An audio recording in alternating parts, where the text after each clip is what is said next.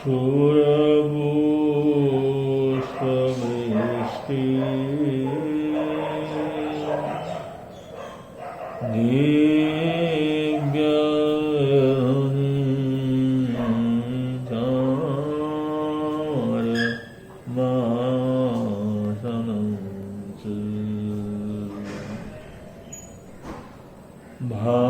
भाण्डलं दुन्दुभ्यातपत्रम्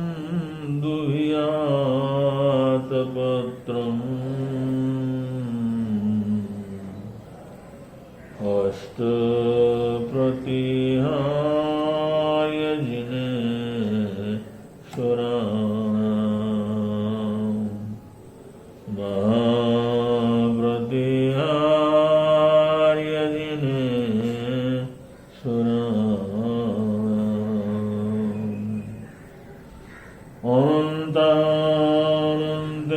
अनन्तानन्तज्ञानेश्व अनन्तानन्तदर्शनम् अनन्तानन्दशक्तिश्च नमोऽनन्तचतुष्टयम्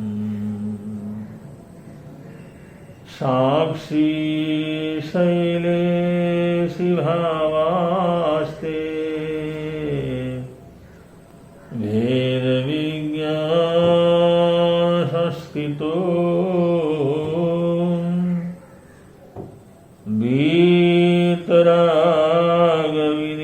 वीतरागविधेयास्तु अर्हताय नमो नमः अर्हताय नमो नमः।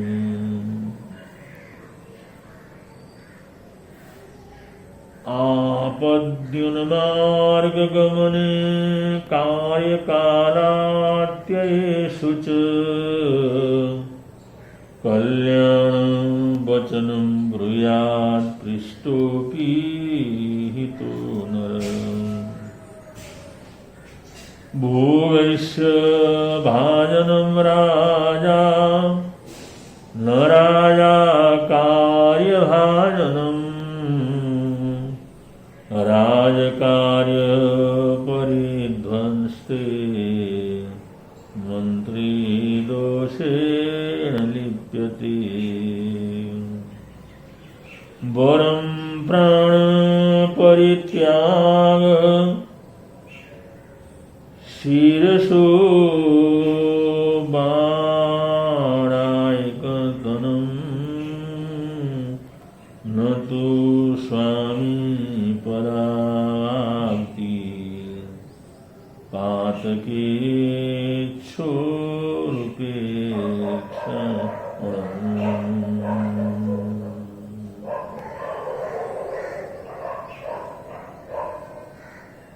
आदिनाथ भगवान ऋषभदेव ने कर्मयुग को प्रारंभ किया। इस अवसरपणी काल में कर्मयुग का प्रारंभ करने वाले भगवान ऋषभदेव हैं। उन्होंने तीसरे आर्य के आखिर में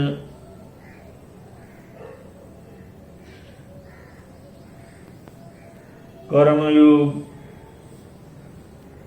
उसका श्री गणेश उन्होंने किया। असी मसी कृषि का ज्ञान जगत को दिया कि समाज के लिए, सामाजिक जीवन के लिए ये तीन महत्वपूर्ण अंग हैं, असी मसी और कृषि। असी मसी कृषि के द्वारा ही कर्मयुग प्रारंभ होता है। ये असी मसी कृषि रूप कर्मयुग प्रारंभ करने के बाद मनुष्य के पुरुषों के लिए 72 प्रकार की कलाएं, स्त्रियों की 64 प्रकार की कलाएं और 100 प्रकार का शिल्प कर्म उन्होंने प्रारंभ करवाया। इससे सामाजिक प्रतिभाओं को उभारा, सामाजिक व्यवस्था की शिक्षा दी और स्वयं राजा के रूप में प्रथम राजा बनकर के कानून की व्यवस्था प्रारंभ की। राजनीतिक जीवन को प्रारंभ किया, सामाजिक व्यवस्था और उसमें राजतंत्र की स्थापना। ये सब कुछ जो अब चल रहा है दुनिया के अंदर, इसको समग्र रूप से प्रारंभ करने वाले, सबसे पहले प्रारंभ करने वाले, इस अवसर्पणी काल में कर्मयुग को प्रारंभ करने वाले भगवान ऋषभ देव हैं, आदिनाथ भगवान ऋषभ देव हैं। तो इस परंपरा में, इस व्यवस्था में तब से लेकर के आज तक ये वही व्यवस्था चल रही है।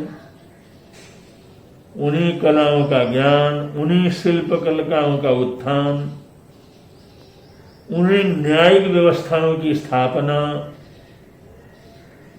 वही राजा, प्रधानमंत्री, मंत्री और कानून व्यवस्था को व्यवस्थित करना, कार्यभार मंत्री प्रधानमंत्री को सौंपना। ये जो आज कहीं राजतंत्र हो, कहीं गणतंत्र हो, कहीं समाजवादी राज्य व्यवस्था हो, कोई भी व्यवस्था हो, ये सारी व्यवस्थाओं का शुरुआत करने वाले, श्री गणेश करने वाले भगवान ऋषभदेव हैं। और वही व्यवस्था आज भी सारी दुनिया के अंदर हम प्रत्यक्ष रूप से देख सकते हैं। तो उसे राजनीतिक जीवन, सामाजिक व्यवस्था की तरफ संकेत करते हुए शास्त्रकारों ने यहां पर कहा है,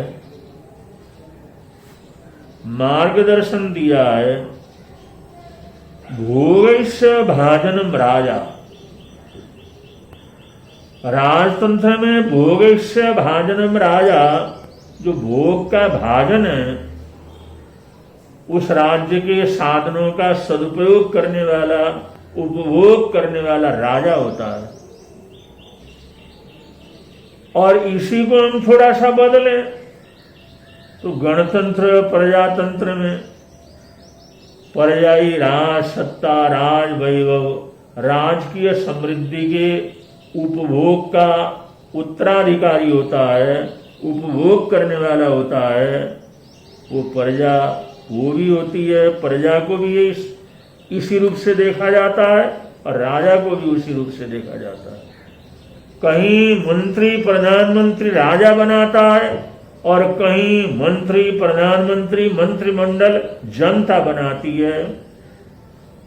इसलिए जहां पर जनता बनाती है उसको जनतंत्र कहते हैं, और जिसको राजा अगर ये व्यवस्था को बनाता है तो उसको राजतंत्र कहा जाता है। ऐसे ये सामान्य रूप से एक सी पद्धति चलती है। तो कहते हैं भोगैश्य भाजनम राजा। राजा जो मालिक होता है, राज सत्ता में सबसे ऊपर बैठा हुआ रहता है, वो भोगैश्य भाजनम, वो तमाम राज्य का उपभोग करने का मालिक होता है, वो उसका अपना होता है। न राजा कार्य भाजनम, राजा उस व्यवस्था करने वाला नहीं होता, कानून कायदे बनाने वाला, अधिकारियों को नियुक्त करने वाला, दंड की व्यवस्था करने वाला और न्याय पद्धति को सुचारू रूप से बनाए रखने वाला, ये राजा नहीं होता। राज कार्य परिध्वंसन्ते मंत्री दोषेण लिप्यते ये सारा कार्यभार चलाने वाला मंत्री होता है। राज्य का भोग करने वाला मालिक राजा होता है और उस राज्य की संपूर्ण व्यवस्था को संभालने वाला मंत्री होता है। अगर राजा के लिए, राज परिवार के लिए या बड़े अधिकारियों के लिए, जनता के लिए,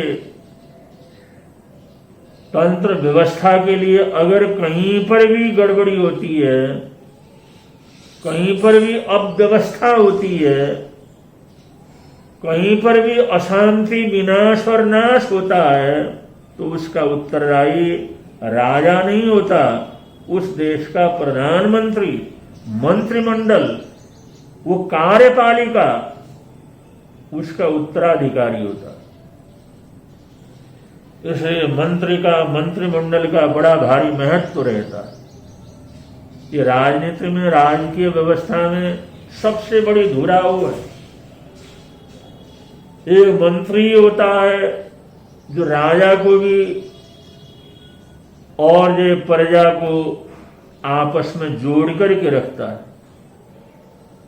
एक तरफ वो देश है, एक तरफ देश का मालिक उसका राजा है, दूसरा उस देश के अंदर रहने वाली जनता है। ये तीनों के बीच में मंत्री या प्रधानमंत्री या मंत्रिमंडल रहता है, वो सबको जोड़ करके रखता है। इसलिए उसकी महिमा बहुत। राजकीय व्यवस्था में मंत्रियों का बड़ा महत्व होता है। इसलिए राजा महाराजा लोग बड़े विलक्षण ढंग से मंत्री का चुनाव करते हैं, क्योंकि सारी सत्ता का भार उसको देना होता है, सारी अथॉरिटी उसको सौंपना होता है, सारी जिम्मेवारियां उसके कंधे के ऊपर डालना होता है। तो उसके लिए विश्वास पात्र चाहिए, उसके लिए हर तरह से होशियार चाहिए, सबको समझने वाला चाहिए। इसलिए राजा महाराजा जो अपने देश की रक्षा करना चाहते हैं या अपने प्रजा को सुखी जीवन व्यतीत करवाना चाहते हैं, राज्य की सुरक्षा चाहते हैं, तो बड़े विलक्षण रंग से, बड़े विवेक से, बड़ी गहराई से सोच विचार करके मंत्रियों की नियुक्ति वो जीवन के अंदर करते थे। और प्रजातंत्र के अंदर तो एक समय सीमा होती है, हर दूसरे साल या तीसरे साल या 5वें साल या कहीं 7वें साल चुनाव होता है प्रजातंत्र व्यवस्था में।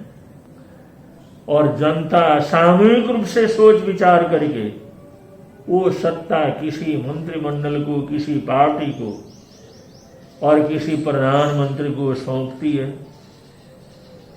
और वो देखते हैं 2, 4, 5 साल, और ये अगला चुनाव आने से पहले तक वो देखते हैं, और अगला चुनाव आते ही फिर वो जनता निर्णय करती है वह उसी व्यक्ति को गद्दी के ऊपर रखना है या इसको बदलना है।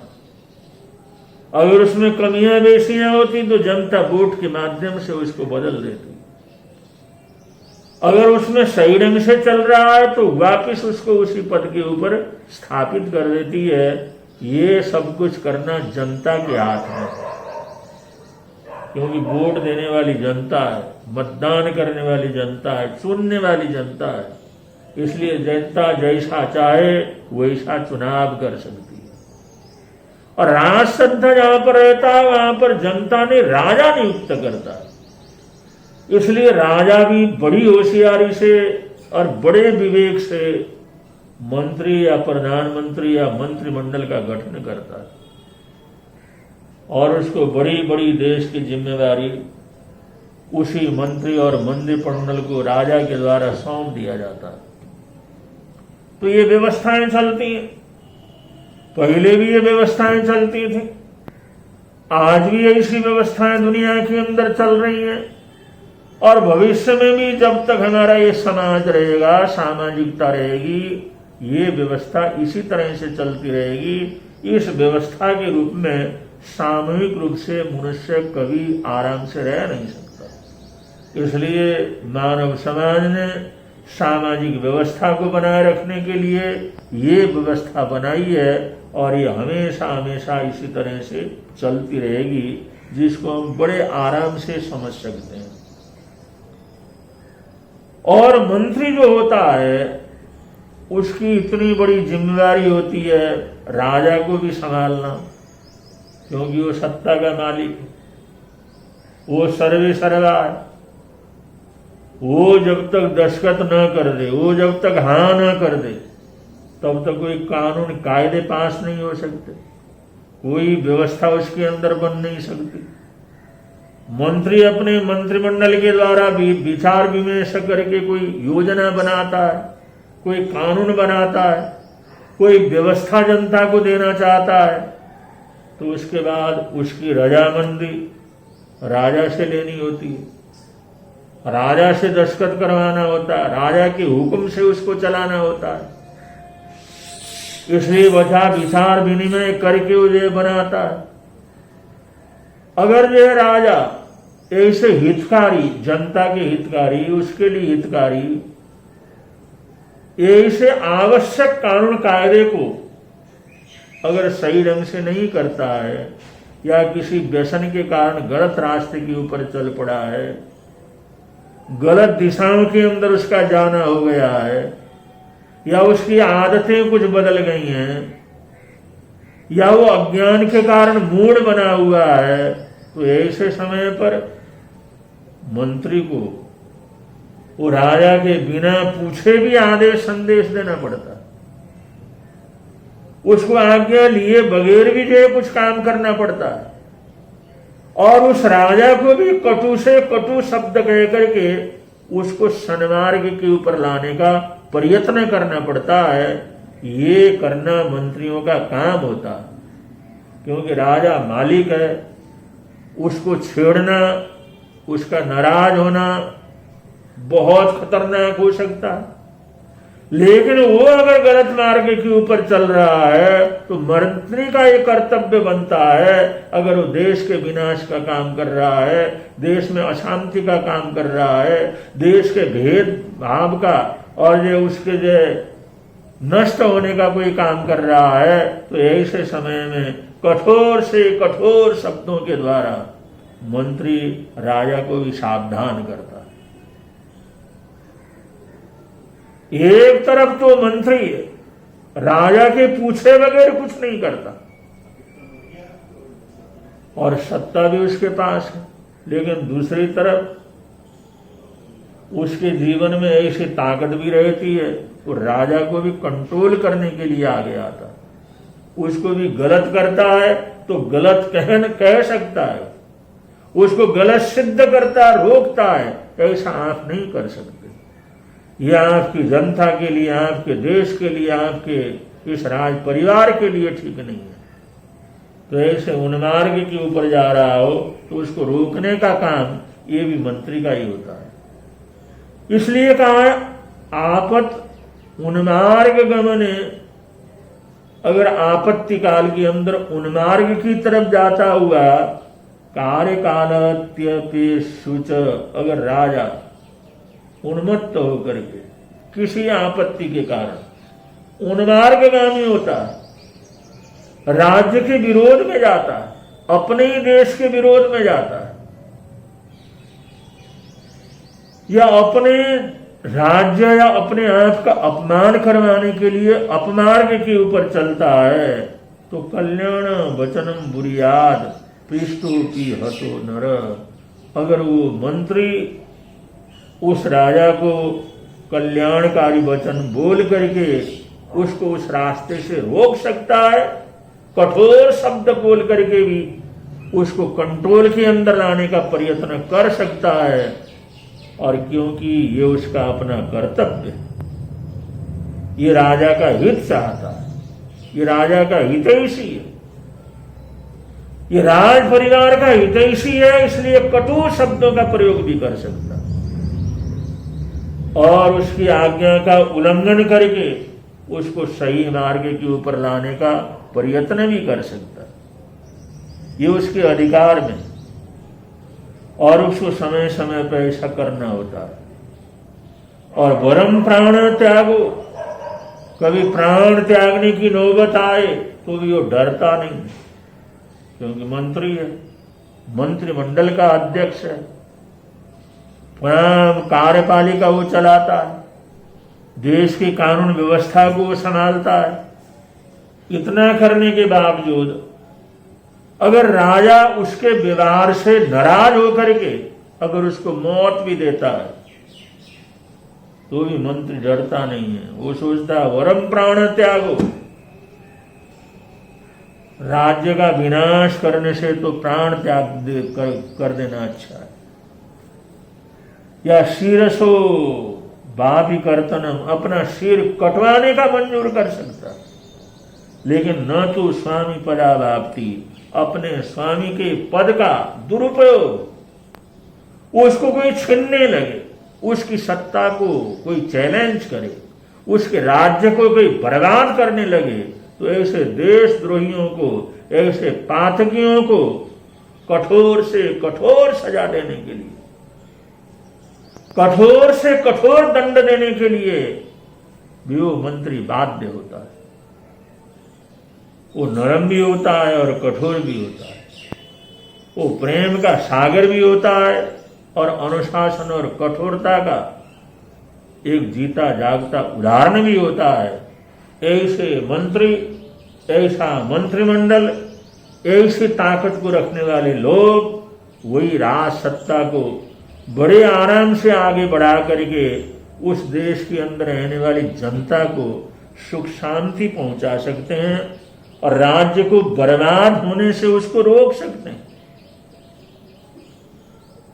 और इसके लिए अगर राजा का सहयोग मिलता है तब तो उस राज्य की समृद्धि दिन दुनी रात चौगुनी आगे बढ़ती है।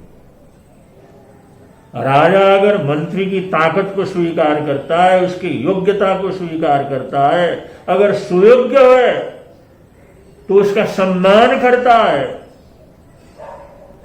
तो ऐसा राजा और ऐसा मंत्री मिलकर के देश की समृद्धि को सातवें आसमान तक पहुंचा सकते हैं और उस तमाम देश के अंदर एक स्वर्गिक सुंदर वातावरण को पैदा कर सकते हैं।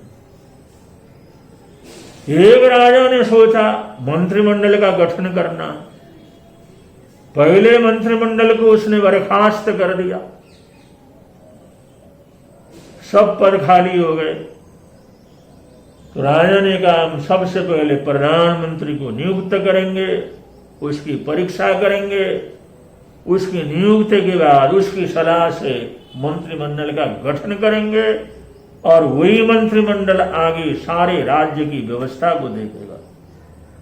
तो राजा ने सूचना करवा दी, बुनियादी करवा दी। जो कोई भी बुद्धिमान, जो कोई भी वीर बहादुर, जो कोई भी राष्ट्रभक्त, जो अपने राष्ट्र के प्रति आदर रखता हो, अपनी मातृभूमि के शान को बनाए रखना चाहता हो और मातृभूमि के मान सम्मान के लिए मर मिटने के लिए तैयार रहता हो, ईमानदारी पूर्वक, सुयोग्यता पूर्वक राज्य का संचालन करना चाहता हो, अगर वो प्रधानमंत्री के पद चुनाव के अंदर अगर जो है वो अपने आप को सिद्ध करना चाहता हो, उस पद को प्राप्त करना चाहता हो, तो अमोघ दिन वो राज दरबार के अंदर पहुंचे। उस दिन हम प्रधानमंत्री का चुनाव करेंगे, उसकी घोषणा करेंगे। अब ये सूचना हो गई। अब ये सूचना हर शहर में, हर गांव में, हर गली के अंदर पहुंची। राजा को ये था सामान्य से सामान्य व्यक्ति भी प्रतिभाशाली हो सकता है, गरीब से गरीब क्षेत्र के अंदर रहने वाला आदमी भी बड़ा हो सकता है, एकदम सामान्य धरातल पर रहने वाला व्यक्ति भी योग्य से योग्य हो सकता है। इसलिए प्रधानमंत्री का चुनाव का जो कार्य है, ये जो मंत्रिमंडल के गठन का कार्य है, इसमें तमाम देश को सम्मिलित होना जरूरी है। इसलिए देश भर के अंदर ये घोषणाएं करवा दी गई, देश भर के अंदर सूचनाएं करवा दी गई कि अमोघ दिन महाराजा अपने देश के प्रधानमंत्री और मंत्रिमंडल का गठन करेंगे और जो मंत्री के रूप में चुनाव जीतना चाहता है तो ठीक टाइम पर वहां पर पहुंचे।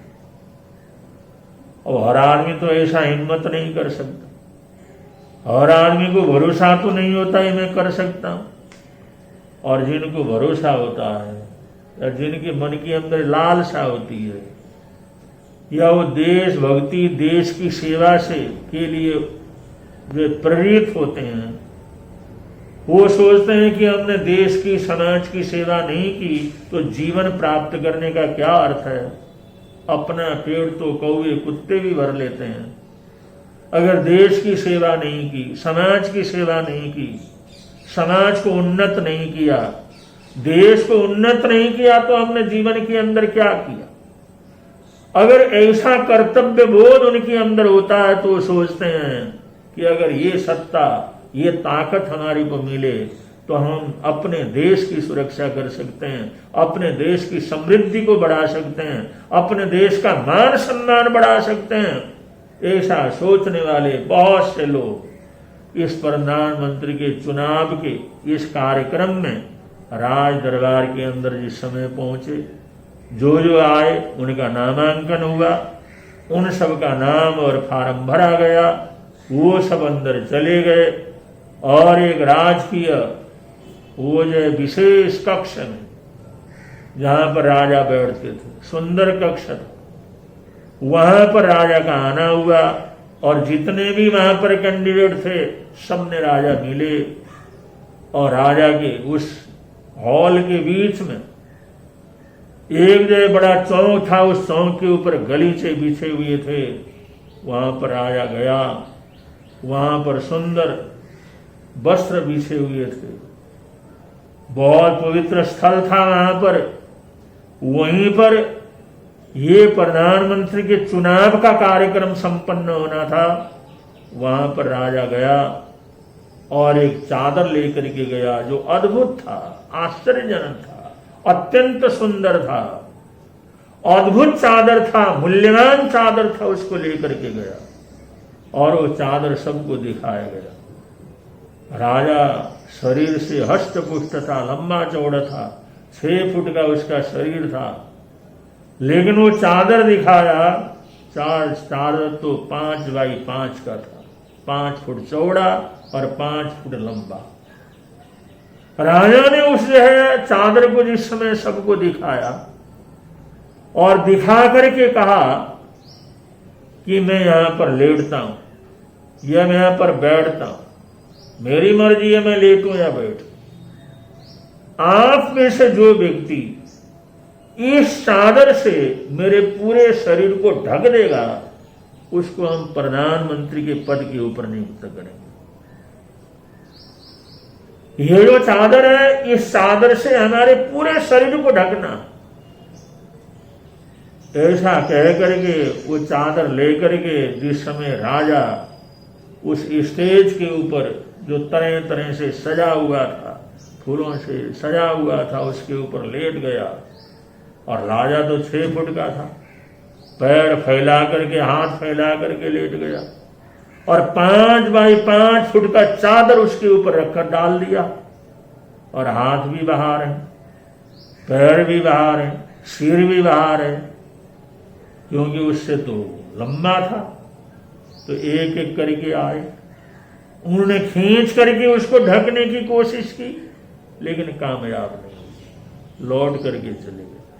बहुत बड़ा प्रयत्न किया, पैर को ढकने लगे तो सिर नंगा हो जाए, सिर को ढकने लगे पैर नंगा हो जाए, दाएं हाथ को ढकने लगे तो बाएं हाथ नंगा हो जाए, बाएं हाथ को ढकने लगे तो दाएं हाथ नंगा हो जाए। अब करें तो करें कैसे? आए, बहुत दिमाग लगाया, लेकिन कुछ नहीं हुआ, सभी फेल हो गए, सभी वहां से निकले और सभी अपने अपने स्थान में आकर के बैठ गए। वो कोई भी उस कार्य को संपन्न नहीं कर सका, क्योंकि राजा से प्रार्थना की अपने पैर अंदर करें वो तो राजा की मर्जी है, करें या न करें। सिर अंदर करें तो ढक जाएगा, प्रार्थना की, लेकिन अब सिर अंदर करे या न करे ये तो राजा की मर्जी है। तो जितने गए थे सबने अपना अपना दिमाग लगाया, सबने अपना अपना काम किया, लेकिन कोई भी वो 5 बाई 5 के चादर से वो 6 फुट का लंबा चौड़ा जो राजा था उसके शरीर को ढक नहीं सके। आखिर के अंदर एक नौजवान वहां से उठा, और जिस समय उठा एक लकड़ी लेकर के गया और उसने कहा महाराज इस पैर को अंदर करो। अब महाराजा ने कहा अंदर करना था, उसने एक सोटा उसके पैर के ऊपर मारा तो राजा ने उस पैर को अंदर कर लिया।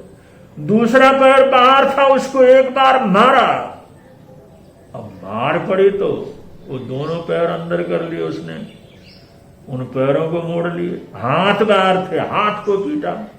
अब जो भी शरीर का अंग बाहर आता था वो डंडे से मारता था। अब जिस समय डंडे का डर हुआ राजा भी सोचने लगा ये तो क्या खतरनाक आदमी है, अब जरा सा बाहर हमारा हाथ निकले तो पीड़ता है, पैर निकले तो पीड़ता है, अगर सिर निकाले तो कहीं सिर को ही ना मार दे। तो राजा सिकुड़ गया, हाथ भी उसने इकट्ठे कर लिए, पैर भी उसने मोड़ लिए।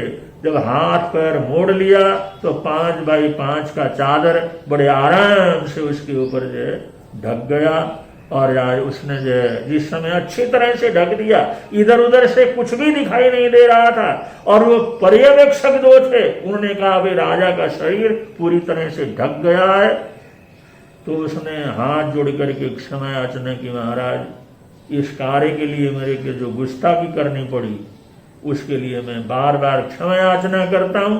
आपने ही कहा था कि मेरे शरीर को ढकना है, अब जब तक मैं ये उपक्रम नहीं करता तब तक आपका शरीर ढकना नहीं था, इसलिए मैंने जो भी अपराध किया है मजबूरीवश किया है, उस अपराध के लिए मैं बार बार क्षमा याचना करता हूं।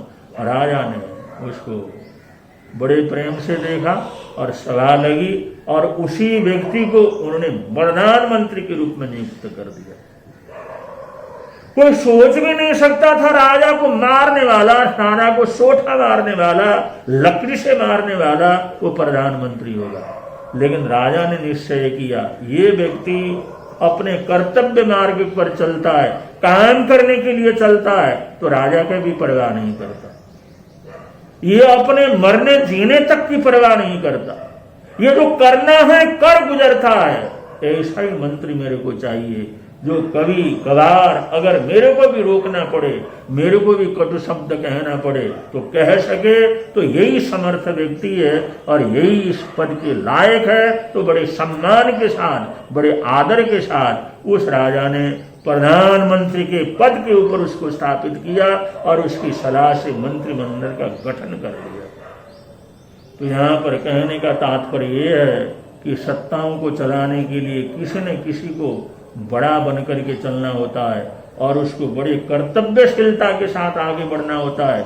ऐसी योग्यताएं रहती हैं, ऐसी सामर्थ्यताएं रहती हैं, ऐसा बल रहता है और ऐसी विनम्रता और ऐसी निर्भयता रहती है जो मौत के भी नहीं डरते। ऐसे ही लोग अपने कर्तव्य का पालन करके अपने जीवन को भी यशस्वी बनाते हैं और जनता के लिए भी सुकून के कारण क्या करते हैं, बनते हैं। इन्हीं मंगल कामनाओं के साथ आज के प्रवचन को विराम दे रहे हैं। बोलिए भगवान महावीर स्वामी की जय।